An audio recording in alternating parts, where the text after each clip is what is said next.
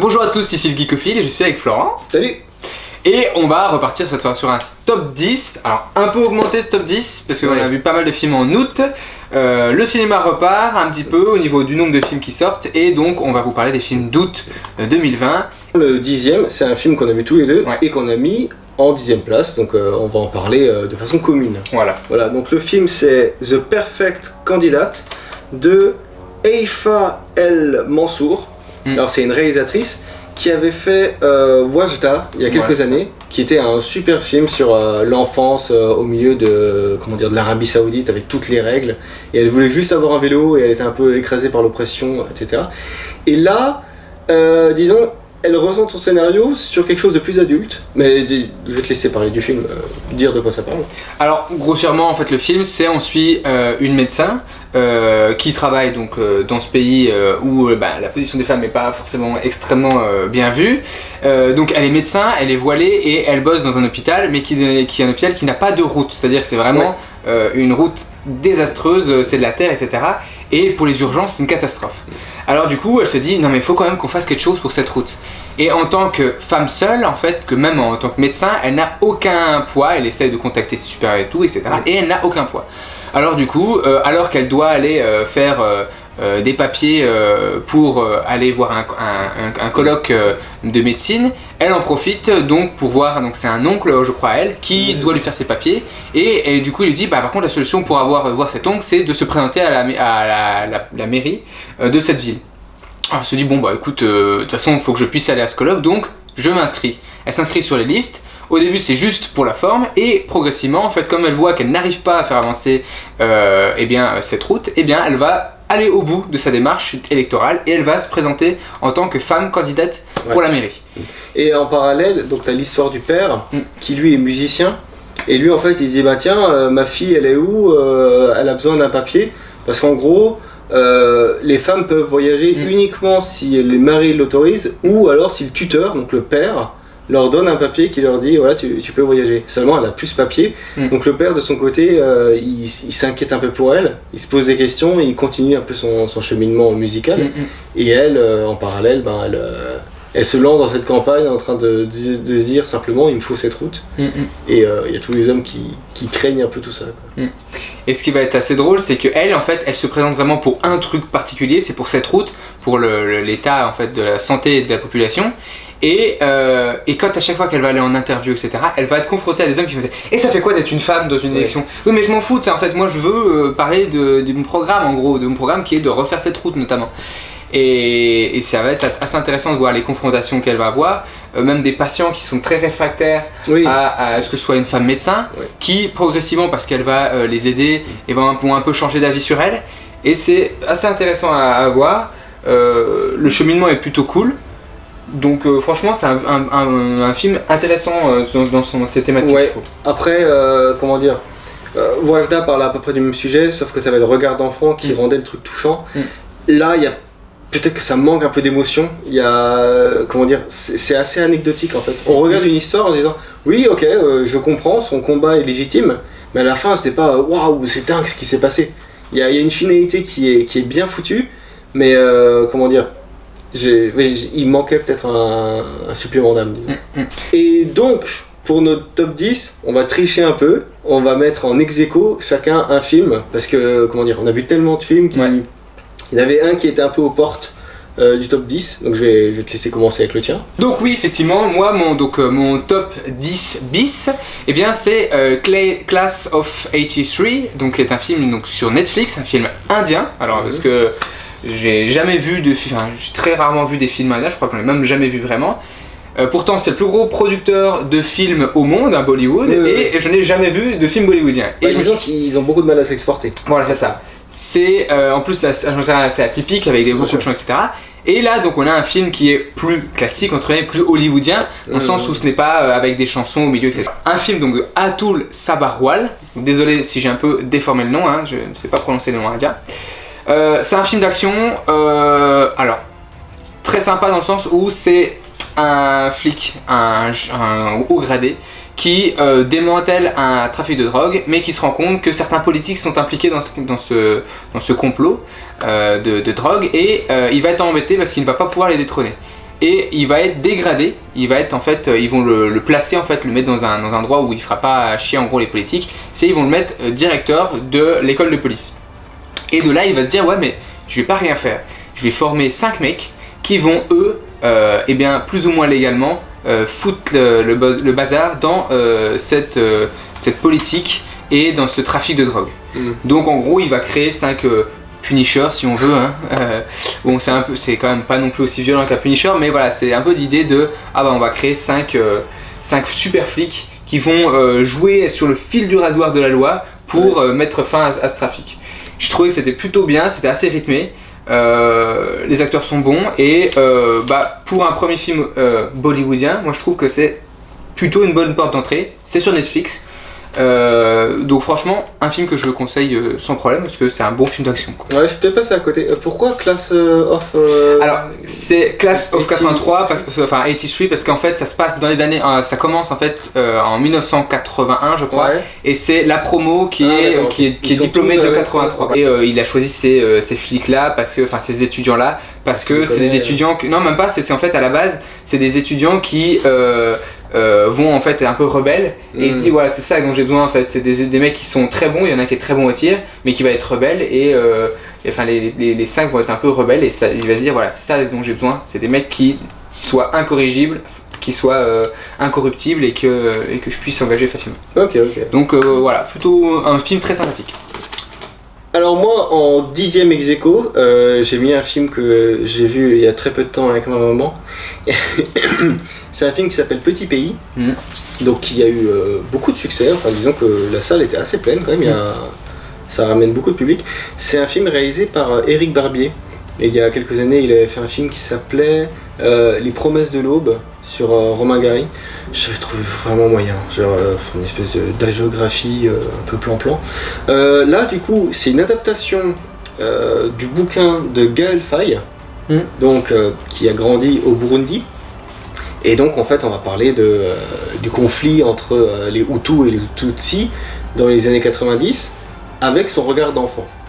Le film, je trouve qu'il est intéressant, pas dans sa description du conflit parce que finalement on va pas voir grand chose, parce que ça va être assez évoqué, on va avoir des dates qui vont dire bah, tiens 6 mois plus tard, donc il y a tout un pan d'action qu'on va pas trop comprendre.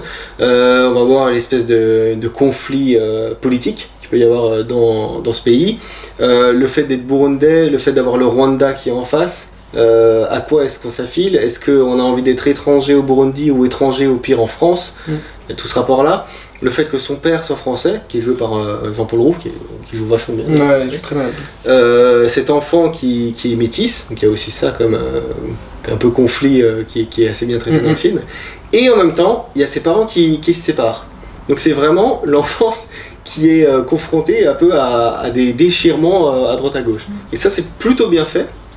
Maintenant, comment dire, sur le même sujet, si on cherche un film historique qui parle de ce conflit entre les Hutus et les Tutsis, je préférais Hotel Rwanda. Hotel Rwanda, donc, qui parlait d'un gars qui dirigeait un hôtel et qui accueillait des Hutus et des Tutsis, peu importe, pour faire presque des missions de réfugiés, quoi, pour sauver les gens. Il y avait quelque chose de beaucoup plus violent. Là, on a beaucoup plus de violence psychologique que physique.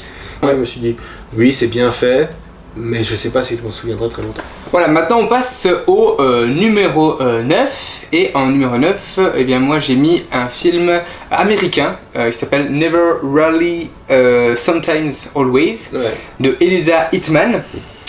Alors apparemment elle a bossé sur une série 30 Reasons Why, donc je l'ai pas vu non plus, mais j'avais rien vu d'elle, c'est le premier film. En tout cas elle a un nom super classe. Oui, Hittman, ouais. Donc c'est peut-être une tueuse en série, elle a peut-être un code barre, j'ai pas vérifié, mais en tout cas voilà, c'est un film que j'ai trouvé assez intéressant, qui parle d'un sujet un petit peu difficile, qui parle donc d'avortement.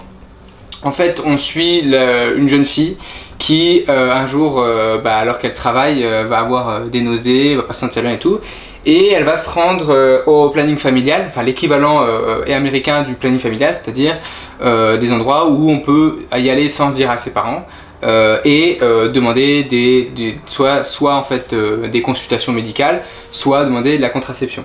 Donc là elle va aller voir en disant voilà écoutez je sais pas bien et tout, j'aimerais bien faire une consultation parce qu'elle suppose qu'elle est du coup enceinte. Elle va faire un test de grossesse et effectivement le test de grossesse est positif.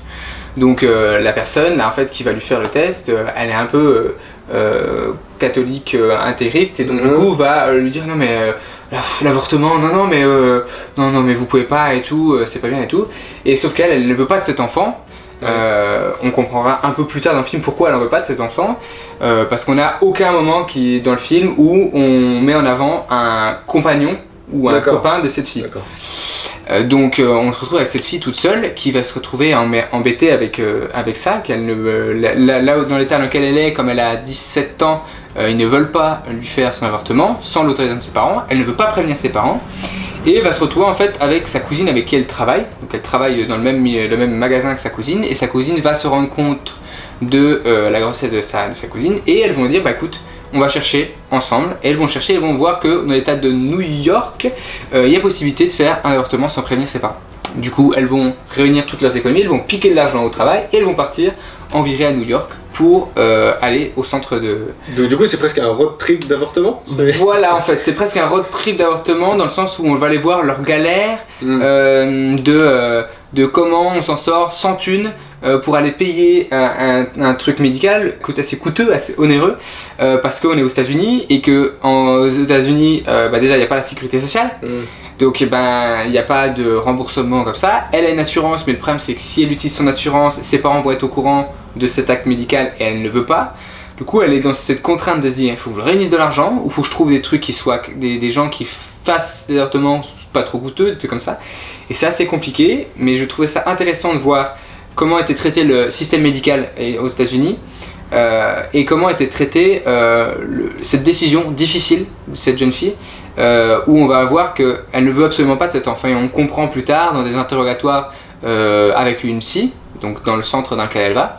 Et d'ailleurs, c'est ce qui donne le nom au film, puisque dans le test psy qu'elle passe, c'est des tests avec des cotations, avec telle chose, voilà, on leur lit une phrase et on dit est-ce que vous l'avez jamais, rarement, parfois, toujours, donc never. Suffisamment de rythme, il n'y a pas de longueur. Alors j'ai trouvé qu'il y avait pas mal, enfin le rythme ça va, ça se suit bien en fait. Ouais. Moi j'étais quand même happé par le truc parce que c'est assez captivant, voilà, dans le truc où on va pas s'attarder sur des trucs trop chiant, on va dire.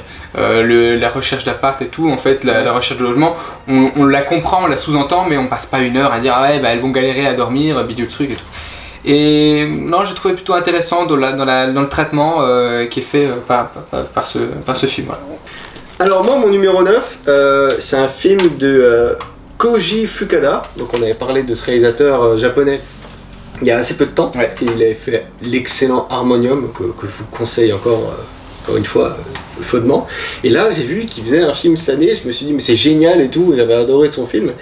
Et là, son film s'appelle L'Infirmière, et disons qu'en le voyant, j'étais un petit peu déçu par rapport aux attentes que je pouvais avoir, mais après, en tant que film, ça reste bon. Ça reste bon. C'est vraiment un thriller psychologique, sans avoir la perversité que nous, on apprécie tellement. En fait, donc c'est une infirmière qui est dans une famille qui s'occupe d'une personne âgée, et on va vite apprendre qu'en fait il y a la petite fille de cette famille qui disparaît, et quelques scènes après on apprend qu'en fait c'est son neveu qui est impliqué. Mais toute cette histoire de kidnapping, on en voit très peu. On est vraiment centré sur elle et sur le fait qu'elle ait besoin de cacher que son neveu est impliqué, parce qu'elle se dit si on sait que c'est mon neveu, et bien les gens vont me regarder bizarrement et on va me juger pour ça. Le film est vraiment tourné en 2 temps et on arrive à faire les 2 temporalités par rapport à sa coupe de cheveux. On a une partie où donc elle est vraiment écrasée, vue comme une victime, jusqu'à une scène où il y a une espèce de révélation par rapport à cette famille. Et ensuite on a en parallèle toute sa vie après avoir changé de coupe de cheveux, donc en train de préparer sa vengeance par rapport à ce qui a pu lui arriver ou aux événements, comment est-ce qu'elle les a su. Et du coup on va voir certaines scènes en parallèle. Par exemple il y en a une où elle arrive au zoo avec, je sais plus, je crois, la mère de famille ou... Non, c'est la sœur, c'est la sœur de celle qui a été kidnappée. Voilà, c'est sa sœur qui a été kidnappée. Et quelques minutes après, on aura une scène au zoo qui va se passer finalement dans le futur. Et on va faire certains parallèles entre les deux scènes, on va comprendre ce qui s'est passé avant, ce qui s'est passé après. Comment dire, c'est un petit peu confus. On s'est dit en sortant du film, bah, dis donc, elle prend beaucoup sur elle par rapport à finalement très peu de choses. Je veux dire, elle n'est pas forcément coupable.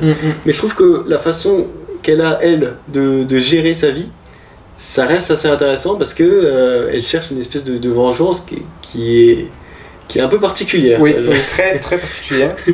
Et ça, on l'apprend vraiment à la fin, on se dit ah oui, d'accord, tout ça pour ça, hein, c'est malsain, ouais. Donc sans attendre les niveaux de qualité d'Harmonium ou d'autres films pervers qu'on a pu apprécier, ça reste un thriller qui sort un peu de l'ordinaire. Et oui, que moi je peux conseiller, que je pense que tu peux conseiller. Oui, je peux conseiller aussi. C'est vrai que moi je l'avais pas mis parce que pour moi j'ai vu d'autres trucs que je trouvais meilleurs et que je préférais mettre dans ce classement. Mais c'est vrai que c'est pas un mauvais film et ça se laisse bien regarder. On passe cette fois-ci donc au top 8. Et au top 8 je vais parler d'un film donc, de Disney+, une production Disney+, qui est sortie en août, qui s'appelle Magic Camp de Mark Waters. Alors Mark Waters, parce que je connaissais pas du tout le nom, je suis allé chercher un peu ce qu'il avait fait. Et il s'avère que j'ai vu quand même un de ses films, c'est Mr. Popper, c'est les pingouins, et c'est pingouins. Ah oui, avec Jim Carrey. Voilà, avec Jim Carrey. Film que j'avais plutôt bien aimé, j'avais trouvé ça sympathique. Et ici donc on a un petit film familial. Voilà, alors ça n'a peut-être pas le même niveau de lecture que les films dont on va parler après. Mais je le mets quand même dans ce top là parce que c'est un film qui, si vous voulez être en famille, si vous voulez regarder un film avec des enfants, c'est un bon film, ça se laisse bien regarder. Moi je trouve que c'était prenant, qu'on s'attache bien au personnage. Et je vais arrêter de parler de ça et je vais commencer à expliquer quand même ce que c'est le film. Donc ça s'appelle Magic Camp parce qu'en fait c'est un garçon qui a perdu son papa qui était militaire mais qui lui avait appris des tours de magie et qui lui a donné cette passion des tours de cartes.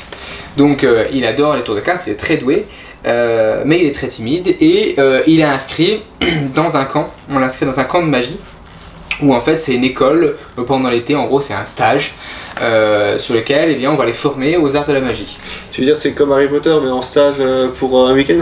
Voilà c'est ça, en gros un stage pour une semaine je crois, une semaine, 2 semaines. C'est du turbo. Voilà, ça. Et là c'est de la magie dans le sens c'est de la magie applicable en fait, c'est vraiment réaliste, hein, c'est des tours qui existent, voilà. Et ce qui est intéressant c'est qu'on va avoir différents profs. Et il va y avoir 4 équipes, comme Poudlard, 4 équipes donc, menées donc, par 4 grands magiciens des États-Unis. Hein. Il y a donc un magicien qui a eu une carrière il y a quelques années mais qui est un peu dans le flou total, il est un peu il est pas en galère d'argent, etc. Une magicienne extrêmement connue qui signe des autographes parce que tout le monde la connaît. Et puis 2 autres magiciens qui sont très connus aussi mais qui sont très secondaires, on les voit à peine dans le film. On va s'intéresser surtout à ce couple de profs qui sont des ex. Et on va du coup, ça va être une partie du scénario où on va comprendre pourquoi ils ne travaillent plus ensemble, etc.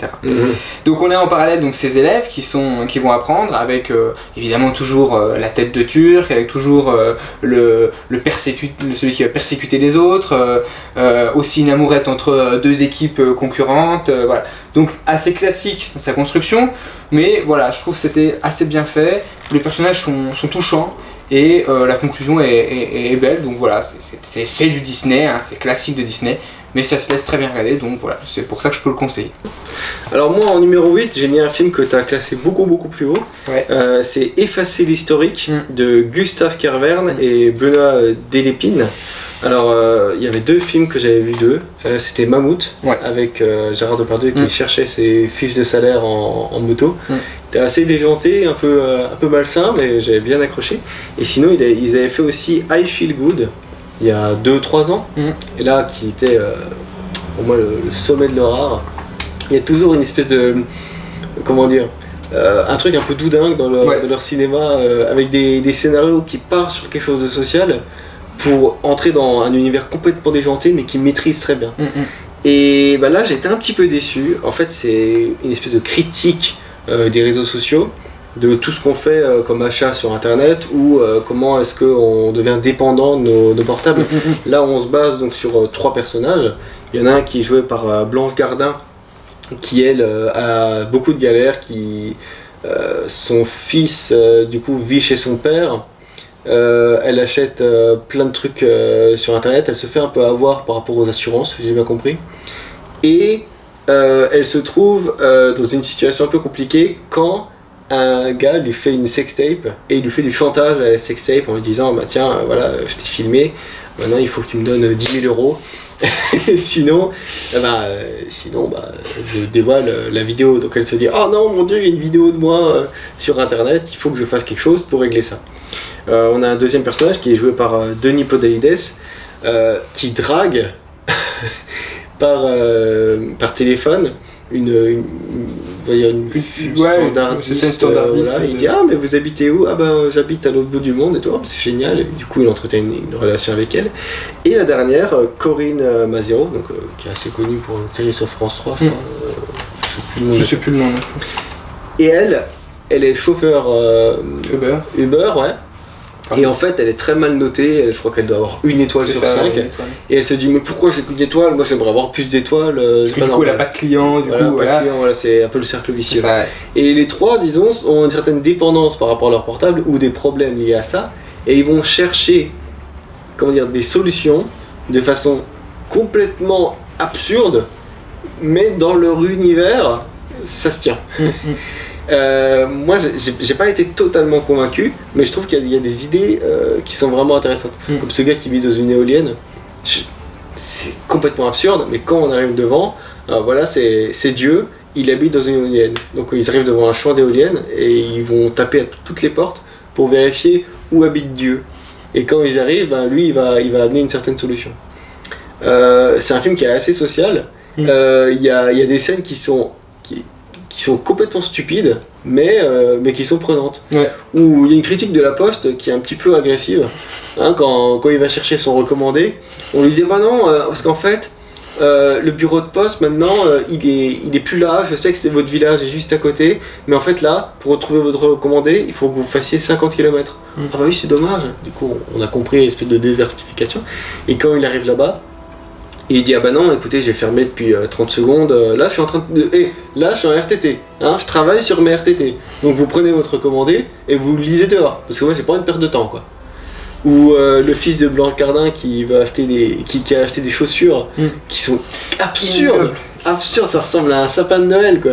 Et il dit ouais mais tu comprends maman, je préfère vivre avec papa, parce que papa il a de l'argent et il a pu m'acheter les trucs à 700 balles. Les trucs à 700 balles, alors que toi tu pourrais pas. Bon j'en reparlerai quand je reparlerai. Tu parleras aussi de tous les caméos, mais ça on va parler plus loin parce que je vais classer plus haut moi j'ai vraiment accroché à ce film. Plus à dire certainement.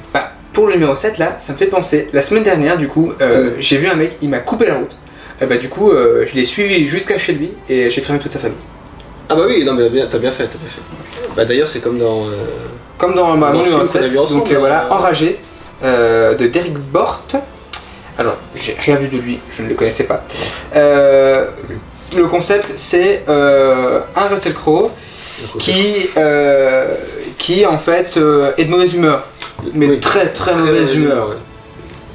Le film commence sur Russell Crowe qui quand même va chez son ex et son nouveau mari et qui va simplement les massacrer en fait, tout simplement. Voilà. Donc c'est un film assez violent. Donc alors oui, le concept c'est il est à un feu, Russell Crowe, et le feu passe au vert et il ne réagit pas. Donc la personne derrière est une mère de famille, s'énerve et appuie à fond sur le klaxon et le dépasse sur la droite et continue. Russell Crowe la rattrape et s'installe à côté, ou lui demande d'ouvrir la fenêtre et commence à lui dire mais vous pouvez vous excuser parce que vous m'avez klaxonné quand même violemment. Et elle lui dit non mais vous avez pas réagi, voilà j'ai pas à m'excuser et tout. Sauf que Russell Crowe est un petit peu sur les nerfs. Oh oui. Et il va dire bah, écoutez, vous allez voir ce que c'est qu'une mauvaise journée. T'as fait chez le mauvais gars. Voilà, exact. Et ça va partir complètement dans tous les sens. Ouais. C'est-à-dire qu'il va être vraiment des choses aberrantes. Il va réagir de manière hyper disproportionnée. il va aller massacrer vraiment la vie de cette femme. Il va être hyper pervers en fait. Il va être hyper pervers. Mais le film, ce qui est intéressant, c'est qu'il est filmé des deux côtés. C'est-à-dire, on a le côté de la femme qui commence sa journée un peu oh, je suis en retard, tout ça, qui va être totalement apeurée par la situation. Et on va voir des passages avec Russell Crowe qui, lui, a un truc hyper méthodique, hyper pervers, commence à tirer les ficelles. Et du coup, oh mon dieu, on se dit c'est horrible.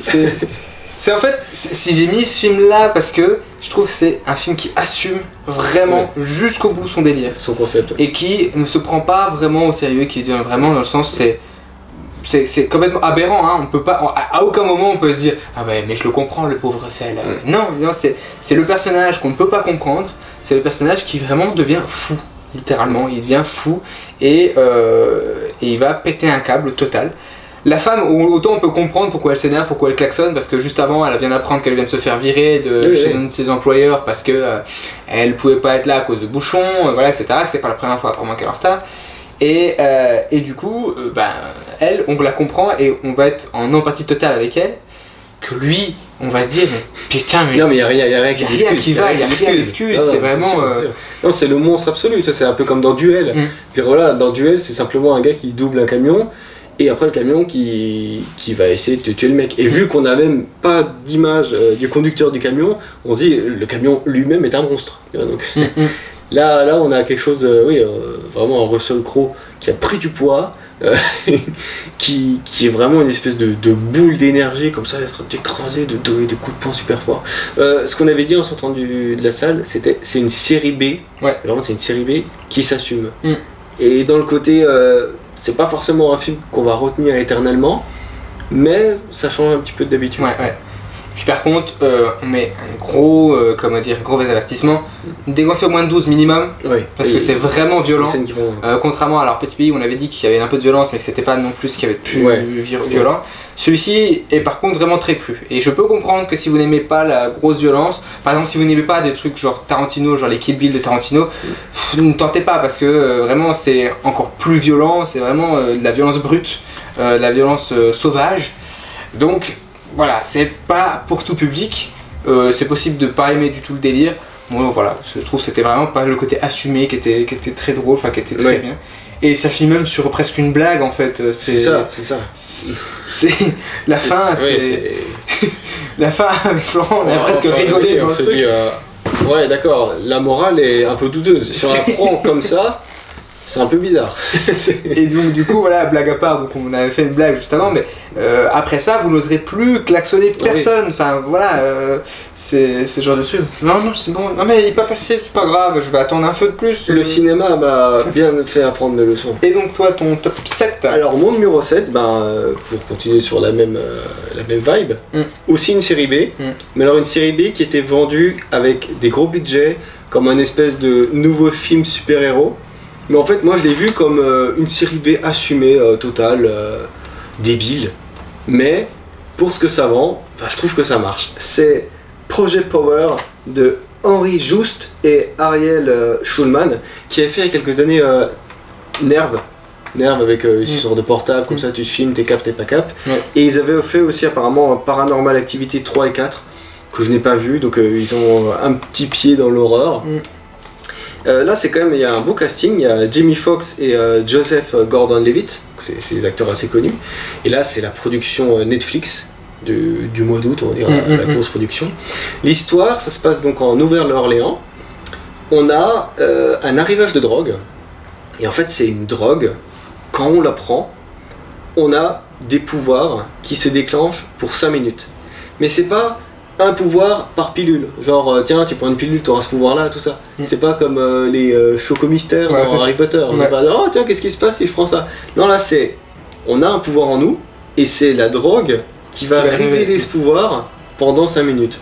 Donc il y a tout un trafic, il y a plein de gens qui en prennent, et qui leur permet d'avoir des pouvoirs et les utiliser par exemple pour braquer une banque. Il y en a un, quand il la prend, il se transforme en une espèce de caméléon, donc il va profiter pour voler de la thune. Et donc on a Joseph Gordon-Levitt qui va jouer un flic qui lui a pour but de traquer ces personnes qui utilisent cette drogue, mais lui-même utilise cette drogue. Quand il la prend, en fait, ça lui fait une sorte de bouclier. Sa peau devient un bouclier, un peu comme Luke Cage. Ouais. Même quand il se prend une balle, il tombe par terre, hop, il se révèle, tout va bien. Si ça se passe dans les 5 minutes où il prend cette drogue. Donc c'est vraiment un concept. Et on se dit pendant tout le long, ok, comment est-ce qu'ils vont jouer avec ça? Et toutes les drogues, tous les effets des drogues, c'est apparemment lié, j'explique ça rapidement dans le film, à des fonctionnalités d'animaux. Voilà, ils disent par exemple, à un moment ils parlent d'une crevette qui est ultra puissante et qui est plus rapide dans sa puissance qu'une balle de revolver. Ouais, c'est ça. Voilà. Donc on se dit au bout d'un moment, ça va apparaître. Il y a un des persos, son pouvoir quand il prend cette drogue, ce sera ça. Ou par exemple, il y en a qui peuvent réguler leur chaleur ou tout ça. C'est utilisé dans le film. À chaque fois, voilà, on a des espèces de capacités animales. Alors, le film s'est fait assez défoncer en disant non, c'est débile, c'est n'importe quoi. Moi, je voulais un film de super-héros, en fait, c'est bas de gamme. Peut-être, mais moi, ça m'a plu parce que je me suis dit, c'est fun, et puis à la fin, oui, ça marche. Moi, il y a certains films, j'utilise toujours cet exemple, Vertical Limit. Vertical Limit, c'est pas un chef-d'œuvre, mais en tant que film d'action qui se passe dans la montagne avec de la nitroglycérine pour sauver des gens qui sont dans une crevasse, et à chaque fois que je regarde ce film, je me dis, ouais, c'est cool, mais j'ai envie de revoir ce film encore plein de fois. Et Project Power, voilà, c'est le genre de film qui s'assume. Alors, Jamie Foxx, lui, il va avoir un rôle qui sera un peu entre deux eaux. Il va jouer un peu le gars qui va remonter la filière, qui va être pris comme le dealer. Le dealer, ouais, mais en fait il cherche un peu à sauver la ville. Voilà, donc après il peut y avoir une alliance entre les deux. Franchement, ça se laisse regarder. Il y a des scènes qui sont assez bien réalisées. Voilà, donc si vous voulez regarder un petit film d'action sympa, voilà, ça passe. Moi ça m'a plu pour ce que ça vaut. Et on passe donc cette fois-ci au numéro 6. Et numéro 6, film commun. Film commun, ouais. Et moi. Un film que j'ai rattrapé hier soir avant qu'il soit totalement déprogrammé de Besançon. Et c'est un film que tu m'as conseillé fortement en me disant waouh, je l'ai mis 4 sur 5 et tout, c'est un très bon film. Moi je l'ai à peine mis un tout petit peu. Moi je l'ai rebaissé un petit peu avec le recul. Ouais. Je l'ai mis à 3,5 sur 5. Mais c'est vrai que c'est un film que je trouvais plutôt intéressant. Alors le film dont on parle, c'est Family Romance LLC, de Werner Herzog. C'est un réalisateur américain qui avait fait Fitzcarraldo, donc qui est un énorme film d'aventure absolument génial avec Klaus Kinski. D'ailleurs, Klaus Kinski, c'est un acteur avec qui il a tourné énormément de films. Il a fait aussi jouer dans Aguirre, la colère de Dieu, qui se passe aussi dans la jungle, super film d'aventure, et Nosferatu. Nosferatu 78, ouais, j'avais vu qu'il avait mis ça. Donc il s'était lancé beaucoup, encore récemment, dans le documentaire. Mais c'est pas du documentaire plan-plan, c'est souvent des documentaires avec un sujet fort, où il arrive à transmettre beaucoup d'émotions. Là, en fait, dans cette histoire, il s'est basé au Japon pour parler, d'un phénomène social très étrange, mais filmé à travers sa caméra, ça prend une autre ampleur. Alors je vais te laisser parler de sujet social et de cet élément particulier. Alors déjà, c'est un pseudo-documentaire, en fait, c'est présenté comme un documentaire, mais ce n'est pas un, c'est une fiction, où en fait, donc, on a cette société qui s'appelle Family Romance LLC, qui va louer des proches, louer des gens. Et donc en fait le but c'est par exemple si vous voulez aller à une soirée, que vous ne voulez pas y aller tout seul, vous allez louer un compagnon. Alors ce n'est pas la prostitution, c'est juste quelqu'un qui va venir vous accompagner, faire comme si c'était votre compagnon ou votre compagne, et du coup voilà, ça va être juste des services de location de proches.